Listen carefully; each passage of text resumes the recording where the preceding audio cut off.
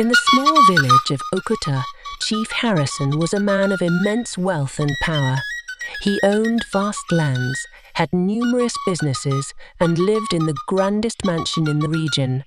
However, despite his wealth, there was one thing Chief Harrison lacked: compassion. Chief Harrison's neighbours, who were mostly poor farmers and traders, lived in simple homes scattered around his estate. Their modest lives and simple pleasures annoyed Chief Harrison to no end. He saw them as beneath him. His disdain for them was palpable, and he went out of his way to make their lives difficult. He harassed them at every opportunity, using his influence to ensure they were constantly harassed by the authorities. When a neighbour's cow strayed into his land, Chief Harrison would have the owner arrested for trespassing. If a child from the village was caught picking fruits from one of his trees, he would demand that the parents pay an exorbitant fine or face jail time. The villagers feared him, but they could do little against his power. Among Chief Harrison's many victims was Johnson, a humble farmer with a large family.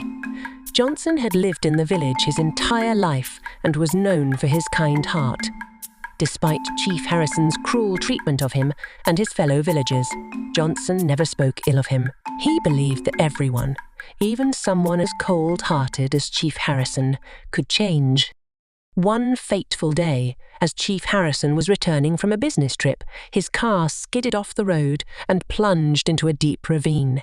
The accident happened in a remote part of the village, far from any help. His driver was killed on the spot, and Chief Harrison was severely injured, trapped in the wreckage and fading in and out of consciousness. Coincidentally, Johnson was working on his nearby farm. Hearing the crash, he rushed to the scene. Despite recognizing the car and knowing it belonged to the man who had made his life and the lives of his neighbors miserable, Johnson did not hesitate. He climbed down into the ravine and pulled Chief Harrison from the wreckage, saving his life. Johnson carried the injured Chief Harrison on his back all the way to the village, where the local healer tended to his wounds.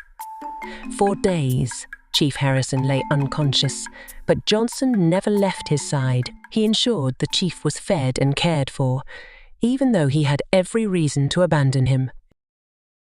When Chief Harrison finally awoke, he was confused and weak. It took him a moment to realize where he was and who had saved him.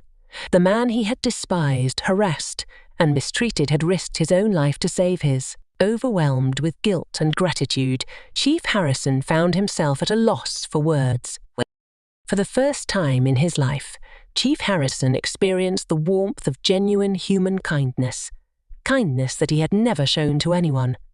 He saw the villagers, including Johnson, coming together to help him, despite everything he had done to them. Their actions stirred something deep within him. As he recovered, Chief Harrison began to change. He started reaching out to his neighbors, offering to help them with their needs. He paid for the education of the village children, repaired homes that were falling apart, and provided jobs to those who... He even made amends with those he had wronged, including Johnson, whom he now considered a true friend. Chief Harrison's transformation was nothing short of miraculous. He became a beloved figure in the village, respected not for his wealth, but for the kindness and generosity he now embodied.